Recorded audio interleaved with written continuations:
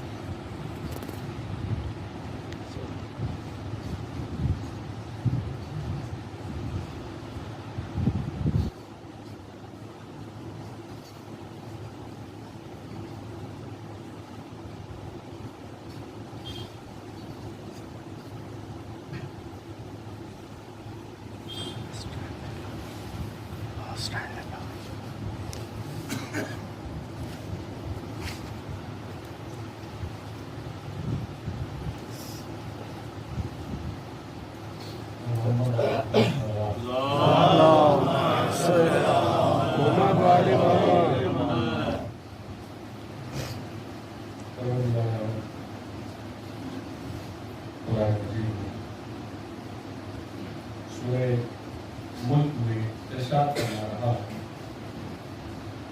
تبارک الذی بیدہ الملک، پاک و پاکیزہ ہے، مبارک ہے وہ ذات کہ جس کے ہاتھ میں ہر ایک شے کی ملکیت، وَهُوَ عَلَى كُلِّ شَيْءٍ قَدِيرٌ، اور وہ ہر ایک چیز کے اوپر قدرت رکھتا ہے. الذی خلق الموت والحیات، اللہ وہ ہے کہ خلق الموت والحیات، جس نے موت کو خلق کیا اور حیات کو خلق کیا. اس لیے لِیَبْلُوَکُمْ أَیُّکُمْ أَحْسَنُ عَمَلًا، تاکہ یہ آزمائش، یہ امتحان ہو کہ تم میں سے کون ہے بہترین عمل کرنے والا. اس آیت مبارکہ کا جس کی تلاوت مجاہدین نے حاصل کیا تھا، ارادہ کرتا ہے کہ جب بھی کسی سورہ کی کسی آیت کو کہیں پر کوٹ کرے تو اس کے بارے میں ہر جگہ اس کی سورہ کی فضیلت کے بارے میں ایک روایت عرض کر دے. یہ سورہ مبارکہ ملک بہت مشہور و معروف قرآن کریم کے 29ویں پارے کا سورہ ہے اور مکی سوروں میں سے ایک سورہ ہے. اور اس سورہ کی فضیلت کے بارے میں حضرت محمد مصطفیٰ صلی اللہ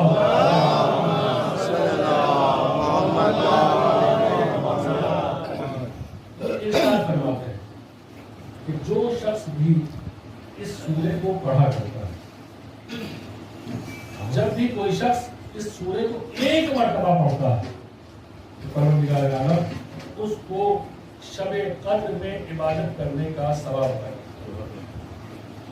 ایک مرتبہ سورہ ملک کا پڑھنا مثل اس کے ہے کہ جیسے کسی نے پوری شب قدر میں عبادت کی. آپ جانتے ہیں ہم اور آپ شب قدر میں کتنی عبادت کرتے ہیں؟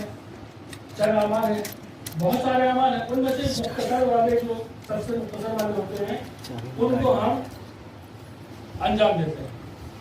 اس کے بعد میں سورۃ النمل وہ بھی ہم ایک سے جس وقت رات ہوتی ہے اس میں پڑھا کرتے ہیں. اور اس سب کے باوجود بھی ہم لوگ ایسا محسوس کرتے ہیں کہ نہ جانے اتنی تھکان ہمیں ہو گئی.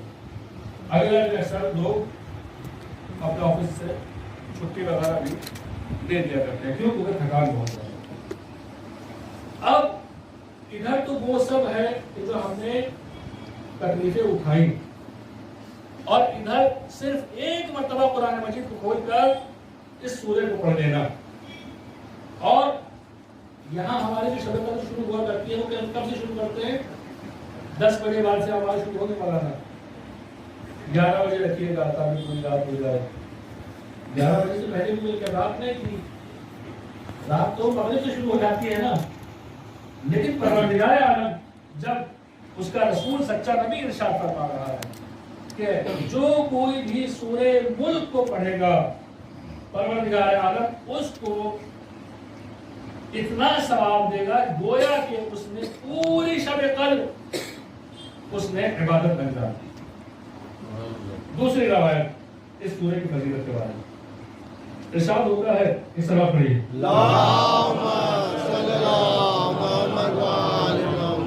इरशाद होता है कि जो शख्स भी इस सूरे का बहुत ज्यादा पढ़ने वाला होगा, आप देखते हैं ना कि माशाल्लाह से अल्हम्दुलिल्लाह हमारे बहुत फजीलत है, इतना तो मालूम है, लेकिन क्या फजीलत है उनको नहीं पता, लेकिन उसके बावजूद भी अंजाम देते हैं। तो देखिए वो ऐसी अंजाम नहीं देते, वो जो चीजें इंसान के लिए बहुत ज्यादा जरूरी थी,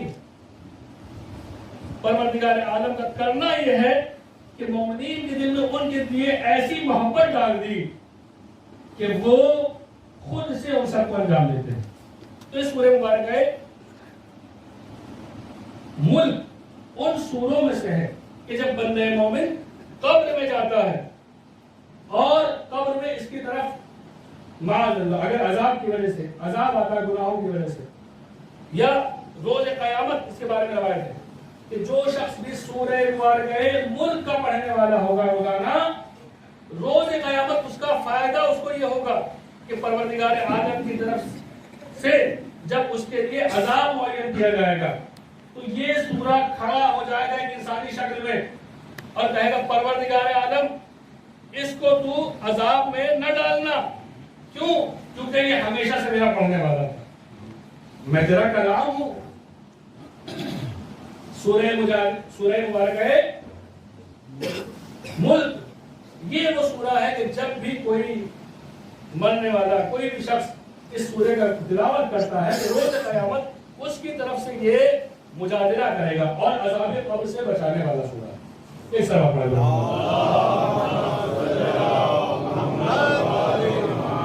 हमारे मोमिनीन को भी एक आदत है कि जब तक पूरी जोर से चीख के ना कहा जाए तब तक सलात भी नहीं पहुंचे।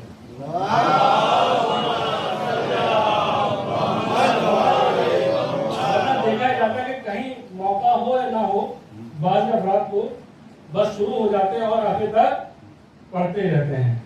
तो मेरे अजीजों, कोशिश कीजिए मजालिस दर्स की सुने ताकि आप कुछ लेते उठते।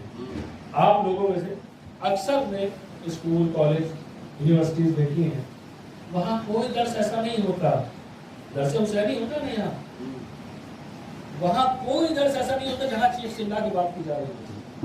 लेकिन न जाने क्यों हमारे कौम को एक आदत पड़ गई है और दूसरे जहाँ देख देख के बिगड़ते जा रहे हैं, उनके यहाँ भी ऐसी चीज चिल्लाहट शुरू होती जा रही है। तो आज एक सूरह मुबारक मुल्क वो सूरा है कि जो शख्स भी इस सूरे की तिलावत किया करेगा रोज क़यामत ये सूरा उसकी तरफ से लड़ाई करेगा, उसकी तरफ से बहस मुबाहिसा करेगा, इसकी तरफ से इसका बचाव करेगा परवरदिगार आलम की बारगाह में कि नहीं ये तो मेरा पढ़ने वाला, तो ठीक है कुछ गुनाह लेके आया है, ठीक है कुछ गुनाह लेके आया है, लेकिन परवरदिगार माफ कर दे। और रसूल इस्लाम की सीरत ये थी कि रोजाना कुछ और आप पढ़ें या ना पढ़ें, आप इस सूरे की तिलावत जरूर करें। तो आयत जो हमने पढ़ी थी वो पढ़ी थी तबारकल्लज़ी बियदिहिल मुल्क, मुबारक है वो खुदा के जिसके हाथ में तमाम चीजों की कुदरत है, वहुवा अला कुल्ली शैइन कदीर, और उसके हाथ में हर एक चीज की कुदरत है। देखिए एक होता है कादिर, एक होता है कदीर, एक होता है कादिर, एक होता है कदीर, एक होता है आलिम, एक होता है अलीम। कोई भी शख्स चंद साल जाए मदरसे में स्कूल में जाके पढ़े वो अपने उस इल्म का आलिम हो जाता है, लेकिन अलीम नहीं होता। आलिम हो जाता है, अलीम नहीं होता। आलिम جب صفت علم سے کسی کو عالم کہا جائے گا تو اس کی مراد یہ ہے کہ ایک وقت ایسا بھی تھا کہ ان کے پاس یہ چیز نہیں تھی. قادر کہا جائے گا تو ایک وقت ایسا بھی تھا کہ ان کے پاس یہ چیز نہیں تھی, اور یہ بھی ممکن ہے کہ ان سے یہ چیز لے لی جائے. کسی کے پاس قدرت ہے کہ وہ 100 کلو وزن اٹھا سکتا ہے, لیکن اس کا ہر ایک زمانہ ایسا نہیں رہا. وہ جب بچپن میں تھا تو اس وقت کو نہیں اٹھا سکتا تھا, اور جب بزرگ ہو جائے گا, بوڑھا ہو جائے گا, تب اس کے اندر اتنی طاقت نہیں بچے گی کہ وہ اس وزن کو اٹھا سکے. تو اب اسے کہتے ہیں قادر. قدیر کون ہوتا ہے؟ آپ نے علیم سوائے خدا کے کسی کے لیے نہیں سنا ہوگا. عالم تو ہوتے ہیں لیکن علیم نہیں ہوتے. علیم خداوند عالم ہے, قدیر خداوند عالم ہے. چونکہ قدیر اس قادر کو کہتے ہیں کہ جس کے اندر وہ صفت ہمیشہ سے ہو, وہ ہمیشہ سے جانتا تھا اور ہمیشہ تک جانتا رہے گا, اس لیے علیم ہے. اور اس کے پاس ہمیشہ قدرت رہی ہے اور ہمیشہ قدرت رہے گی, اس لیے وہ قدیر ہے.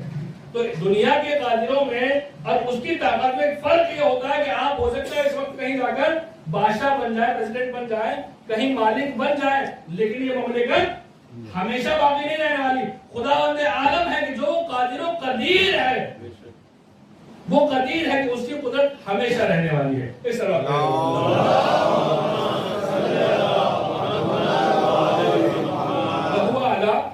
کل شیء قدیر. الذی وہ خلق الموت والحیات. اللہ وہ ہے کہ جس نے موت کو پیدا کیا اور حیات کو پیدا کیا. الذی خلق الموت والحیات لیبلوکم ایکم احسن عملا, تاکہ یہ پہچانا جا سکے, امتحان ہو سکے, آزمائش ہو سکے کہ تم میں سے کون اچھے عمل کرنے والا ہے. اچھا اب آپ یہ دیکھیں کہ ہماری جو نگاہ ہے اس میں کوئی پیدا پہلے ہوتا ہے, یعنی زندگی اس کی پہلے ہوتی ہے, موت بعد میں ہوتی ہے. یہ تو ہے بھائی, جب پیدا ہوگا تبھی تو مرے گا.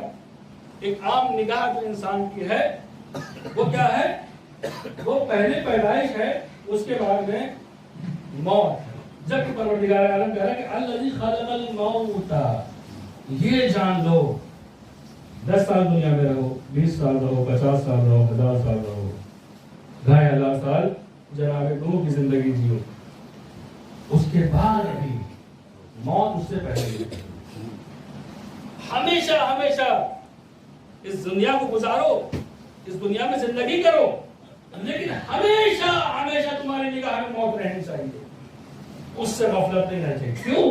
کیونکہ پہلے موت خلق کی, اس کے بعد حیات پیدا ہوئی ہے. آخرت کا انتظام پہلے کیا گیا, پہلے موت خلق ہوئی ہے. اور ہم بھی دیکھتے ہیں کہ ایک انسان جب تک اس دنیا میں نہیں آیا تھا گویا کہ موت کی جیسی زندگی گزار رہا تھا.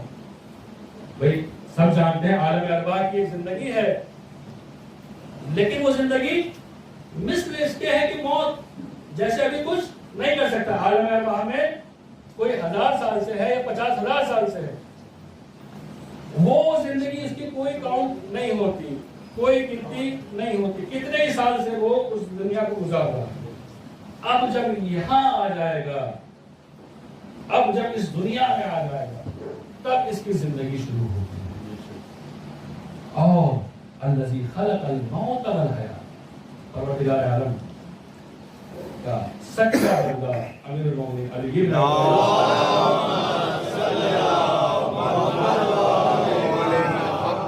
ارشاد فرماتے ہیں مولا کہ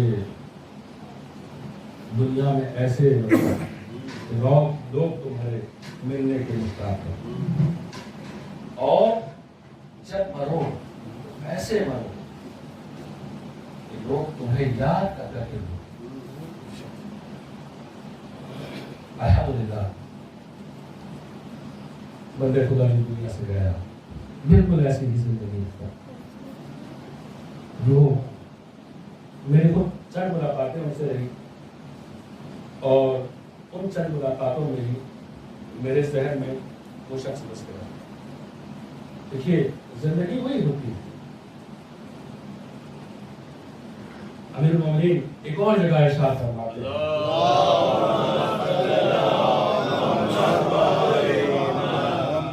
کل دنیا کا کأنک تعیش ابدا. اپنی دنیا کے لیے ایسے ہو جاؤ جیسے تمہیں ہمیشہ اس میں رہنا ہے.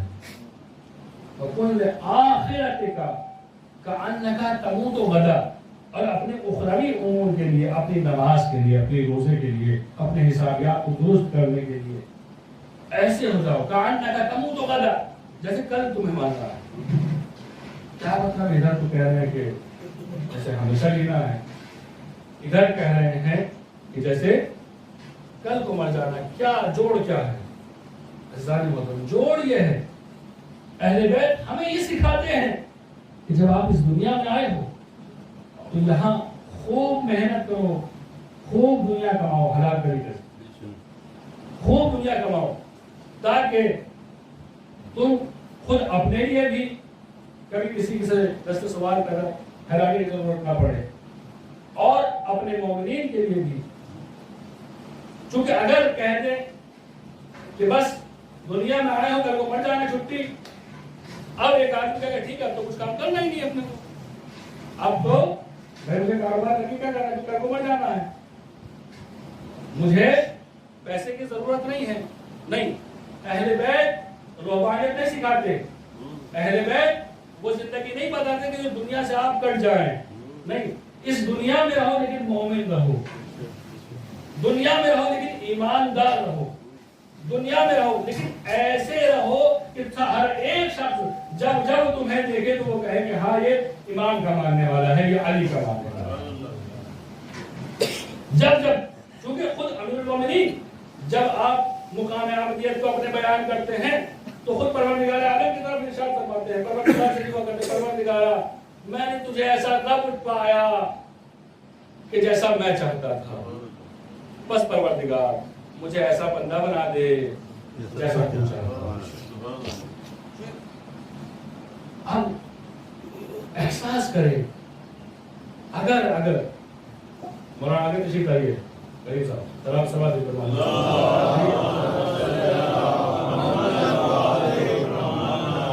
آپ کے آنے سے خوشبو آ گئی تھی، ایک دم معلوم ہو گیا. ایک اور سوال دیتا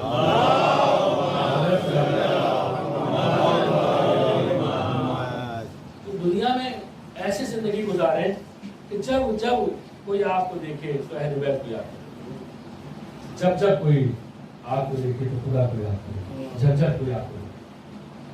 آئیے اپنی آیت کی طرف پڑھتے ہیں. الذی خلق الموت والحیات لیبلوکم ایکم احسن عملا، تاکہ امتحان ہو سکے کون تم میں سے بہترین عمل کر رہا ہے.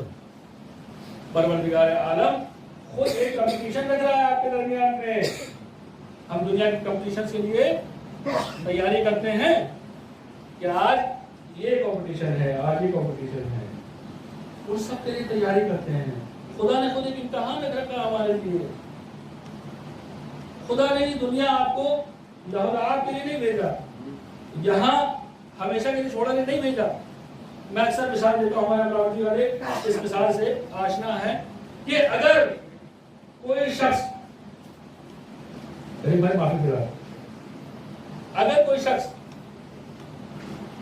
ایک رات کا سفر کرنے کے لیے ایک ٹرین سے جانا چاہتا ہو، مثلا ممبئی جانا ہے، ایک رات کا سفر کرنا کتنے گھنٹے کا؟ 4 گھنٹے کا، 12 گھنٹے کا سفر. اس 12 گھنٹے کے لیے اگر اسے ریزرویشن کا ٹکٹ لینے کے لیے 2 گھنٹے 4 گھنٹے بھی لائن میں بھی لگنا پڑے، جیسے کہ پہلے لگنا پڑتا تھا، وہ لگتا تھا. کیوں؟ چونکہ اسے 12 گھنٹے اسے سکون سے گزارنے ہیں. میرے بھائیوں، قیامت کا دن ایک ہی دن کے بارے میں روایات ہیں، بلکہ قرآن کہتا ہے کہ وہ 50,000 دن کے برابر ہوگا. 50,000 دن کتنے ہوتے پتہ ہے؟ 136 سال. ہماری تو اتنی عمریں بھی نہیں ہیں. اب اگر ہم اپنی ساری عمر بھی اس کی آخرت کی تیاری کے لیے گزار دیں، کوئی بڑی بات نہیں ہے، کیونکہ وہاں کا ایک دن 136 سال کا ہے جناب محترم، ایک دن، اور نہ جانے پھر آگے کتنی زندگی پڑی ہے۔ جب ہم نے قرآن میں جنت کے بارے میں پڑھا کہ جنت میں رہیں گے، اور کہا کب تک رہیں گے؟ ہمیشہ ہمیشہ، کوئی سال معین نہیں کیے، کوئی دن معین نہیں کیے، ہمیشہ ہمیشہ، نہ جانے کتنا ہمیشہ ہوگا۔ اب آپ دیکھیے کہ آپ 1400 سال سے سنتے چلے آ رہے ہیں قیامت قریب ہے، قیامت قریب ہے، قیامت قریب ہے، ابھی اس قربت میں ہی 1400 سال گزر گئے، اور جب وہ ہمیشہ کہہ رہا ہوگا، جب وہ ہمیشہ کہہ رہا ہے تو کہاں بات پہنچے گی؟ کتنا وہاں زمانہ گزارنا ہوگا؟ تو اگر یہ 50-60 سال کی زندگی ہمیں صرف اس زمانے کو اچھا بنانے کے لیے، اس وقت کو اچھا بنانے کے لیے، اس بعد کی زندگی کو اچھا بنانے کے لیے گزارنی پڑ جائے مشکلات کے ساتھ میں، تو کوئی بڑی بات نہیں ہے۔ لیکن بس ایک فرق یہ ہے، ایک سوال پڑے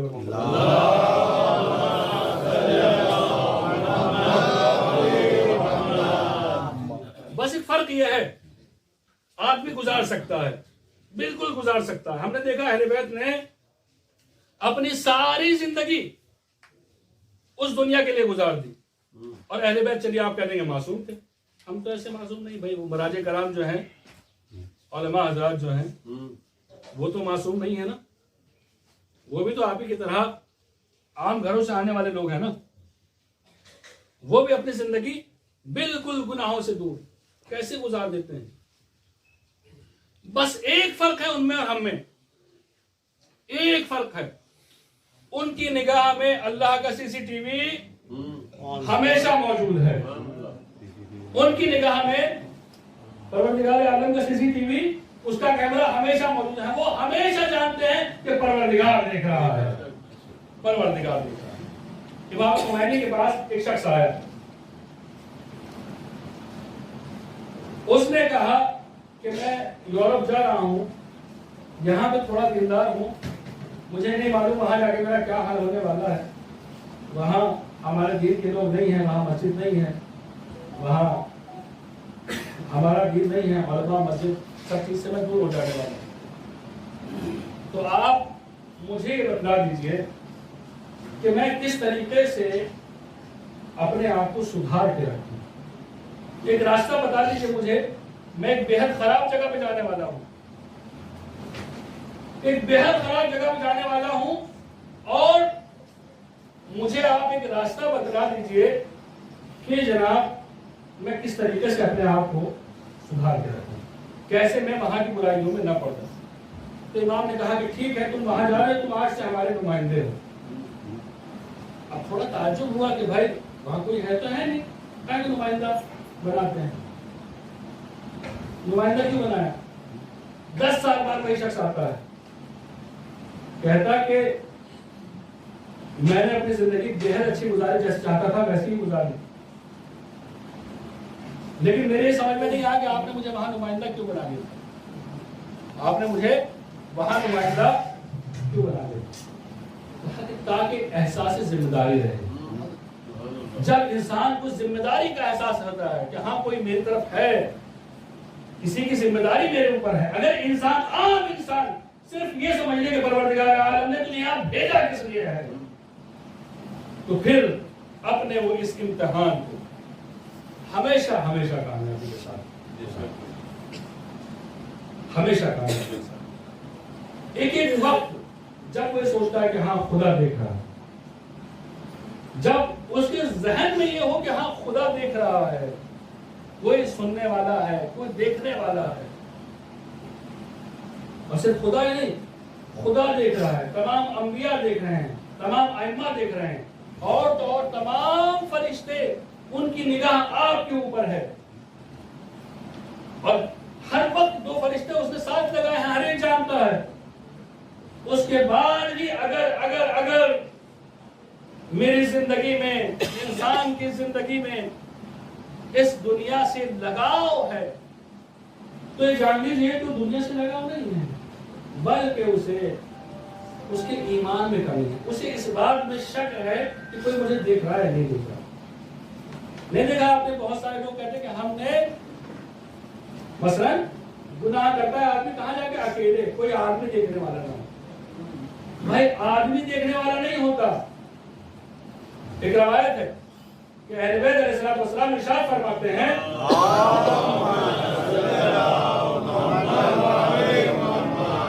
کہ اس جگہ پہ جا کر گناہ کرنے سے بے حد زیادہ ڈرو کہ جہاں خدا کے علاوہ کوئی اور دیکھنے والا نہ ہو، چونکہ جو حساب لینے والا ہے وہی گواہ بھی ہے۔ اب آپ جانتے ہیں نا، اگر کسی کا جج ہی گواہ بن جائے تو کیا حال ہوگا اس کا؟ کسی نے کوئی برا کام کیا اور جج ہی اس کا گواہ بن جائے تو پھر اب اس کو کوئی نہیں بچا سکتا۔ یہ اس کا فضل و کرم ہے کہ وہ اگر معاف کر دے۔ ایک سوال پڑھے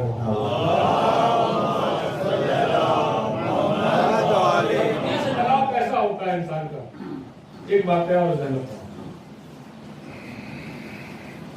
جناب ذوالقرنین اللہ کے پاک باز بندوں میں اور اس کے اتنے نیک آدمی تھے، نیک بندے تھے کہ نبی نہ ہوتے ہوئے بھی لوگوں کو تبلیغ دین کہتے تھے، اور بہت زیادہ لوگوں کو تبلیغ کرنے کا نتیجہ یہ ہوا، امر بالمعروف نہی عن المنکر کرنے کا نتیجہ یہ ہوا کہ مطلب لوگوں نے ان کے سر کے اس طرف ایک تلوار ماری جس کے بعد وہ مر گئے۔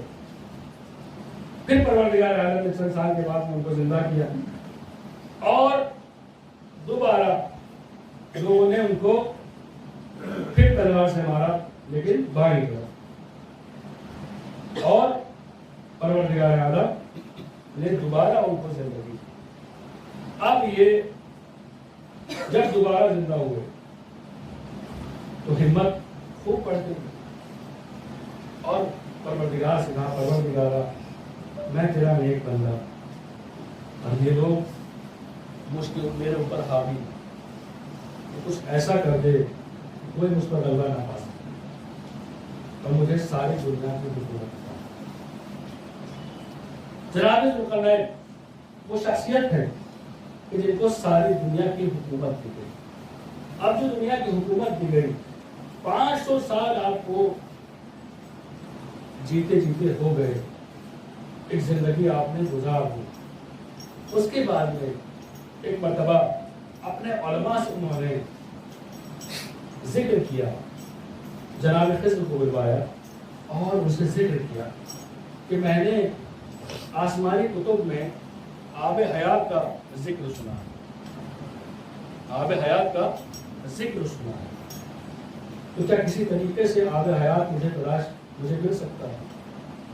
علماء نے ایک طرف کی رہنمائی کی اور ایک مقام پر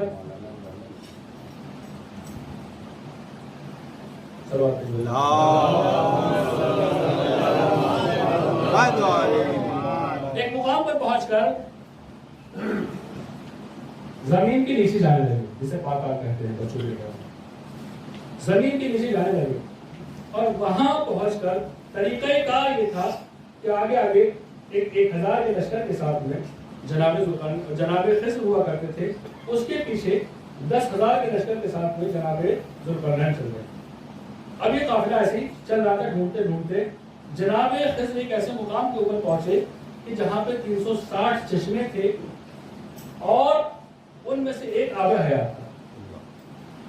ان کے پاس ہر ایک 360 نمک لگی ہوئی مچھلیاں تھیں، ان میں سے 360 لوگوں کو حکم ہوا کہ وہ مچھلیاں لے کر ان چشموں میں چلے جائیں اور جو چشمہ جس میں سے مچھلی زندہ ہو جائے اس کا بتا دیں۔ ان 360 لوگوں میں سے ایک خود جناب خضر بھی تھے، تو آپ بھی اس چشمے میں داخل ہوئے اور نتیجہ یہ ہوا کہ جس چشمے میں جناب خضر داخل ہوئے وہی چشمہ وہ تھا کہ جو آب حیات تھا۔ روایت ہے کہ آپ نے اس چشمے سے خوب پانی پیا، نہائے دھوئے اور پھر اپنے ساتھی کو جمع کرنے کے بعد میں جب اس چشمے کا معلوم ہو گیا دوبارہ لوٹے जनाब जुल्करनैन की तरफ। अब जो जुल्करनैन की तरफ देखिए, मेरे साथ रहिएगा, जनाब जुल्करनैन की तरफ जो लौटे हैं, चाहते हैं कि उनको लेके आए इस चश्मे की तरफ। वापस आने के बाद में दोबारा चश्मा नहीं मिलता। अब जिसको ढूंढ मची थी उसे तो मिला नहीं, लेकिन जो उसको नहीं ढूंढना था उसको मिल गया।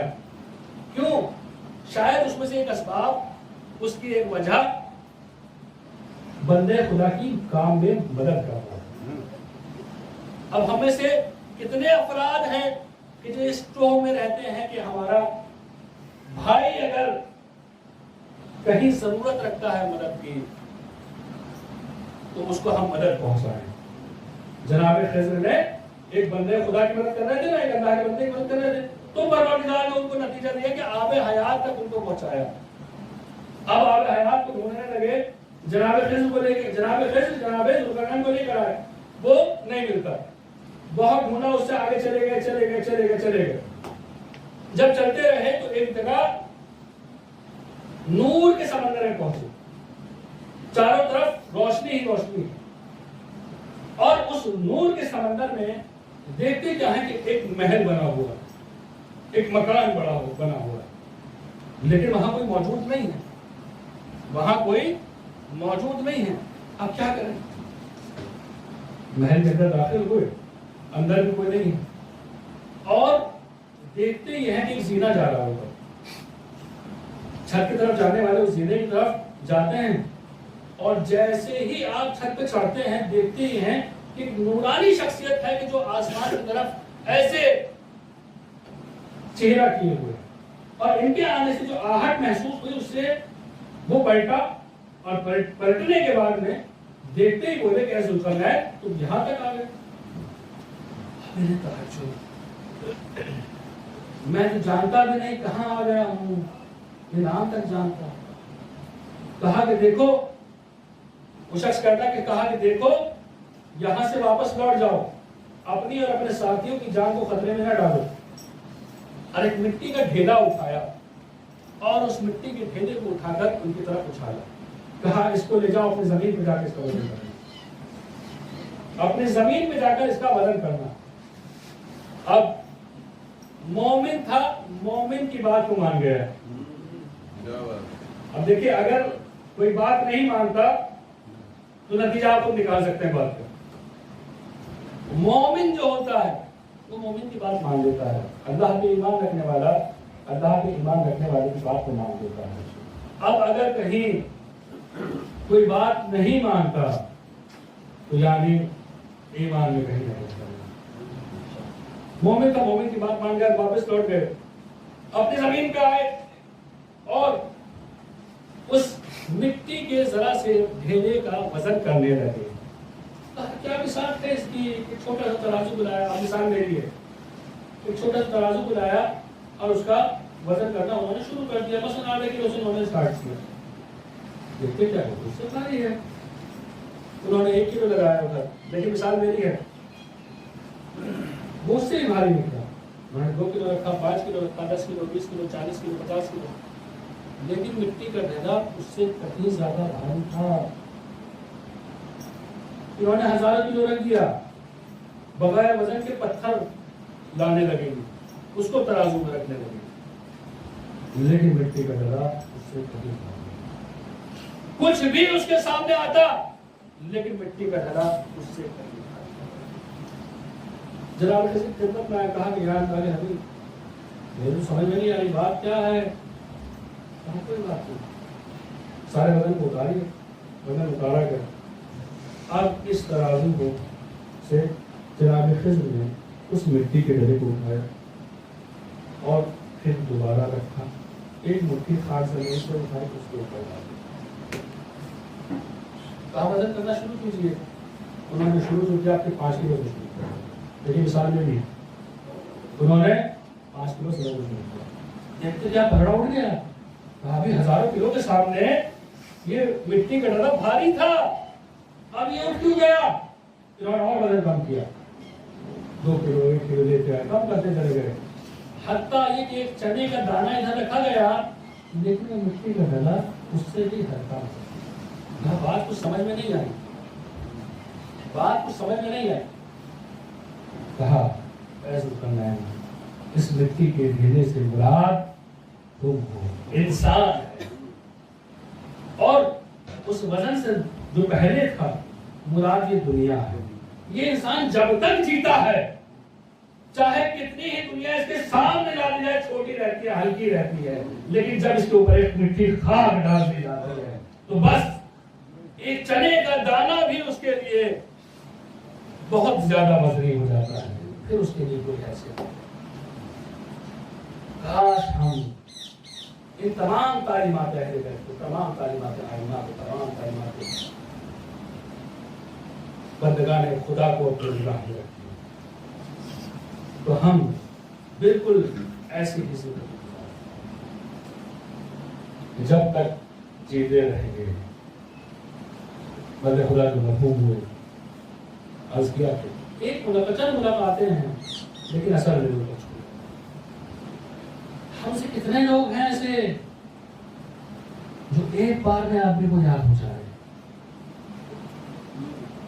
کتنے لوگ ہیں ایسے؟ اور اس سب کے بعد ہم یہ کہتے ہیں کہ ہم اس کے ماننے والے ہیں،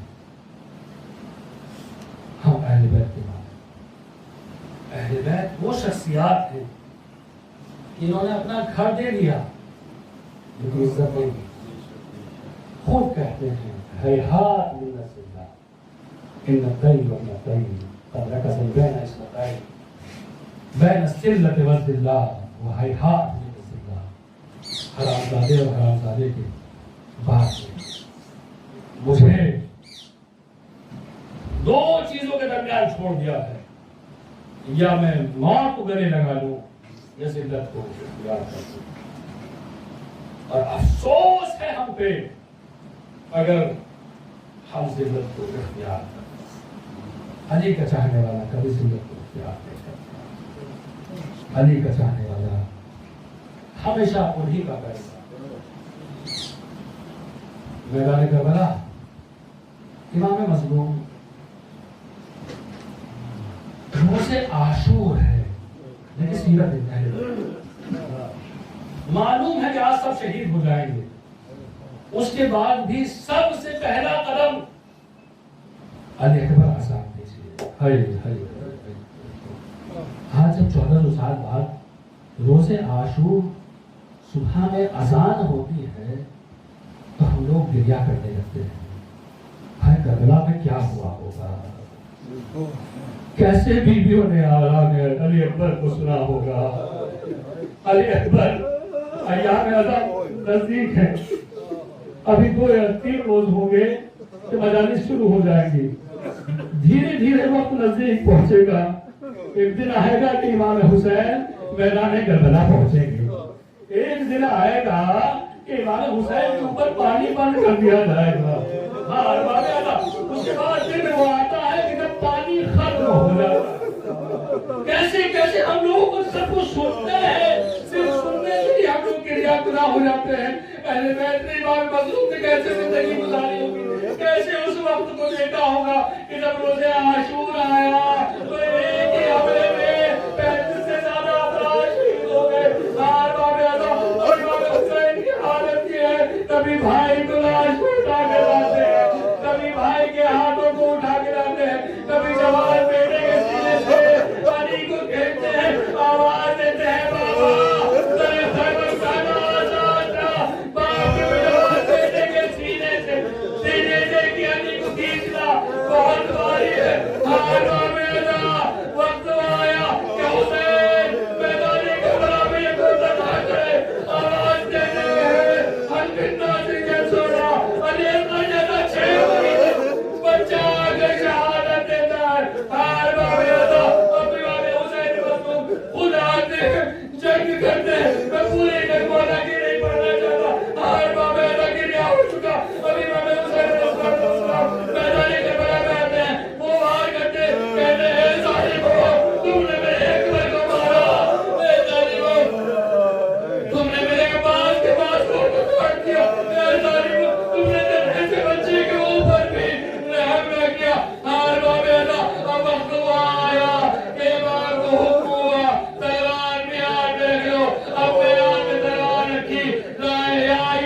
नफ्स मुतमइन्ना इरजिई इला रब्बिक राज़ियतन मर्ज़िया। अब खुदा की तरफ रास्ता दुरुस्त हुआ, अब जालिमों की तरफ से कहीं से तीर आते हैं, कहीं तलवार आती है। रिवायत ये कहती है कि जब किसी के पास तीर और तलवार न थे तो करबेल को उठाता था, हुसैन के जख्मों पर छिड़क दिया करता था। इन्ना लिल्लाह व इन्ना इलैहि राजिऊन। रिज़न वक़ज़ा सयअलमुल लज़ीना ज़लमू अय्युल क़लबin। खुदा जो हमारे इस करीब से हम कबूल फरमा, गुनाह कबीरा और सगीरा को माफ फरमा, मुश्किलात को आसान फरमा, परेशानी को दूर फरमा, जो भी औलाद अता फरमा, जो भी घर अता फरमा, जो भी सहारा अता फरमा, उठे हुए हाथों को तरफ से